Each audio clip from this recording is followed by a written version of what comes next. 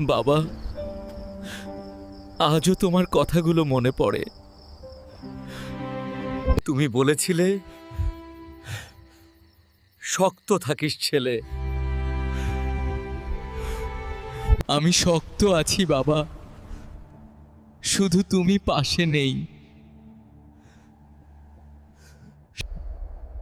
বাবা, আমি তোমাকে এখনো অনেক ভালোবাসি। বন্ধুরা, একটু থামো, আমার কথা শোনো। আমি শক্তিশালী, কিন্তু আজ মনটা খুব ভারী। তোমাদের একটা লাইক আমার শক্তি বাড়ায়। লাইক মানে শুধু বোতাম না, ভরসা।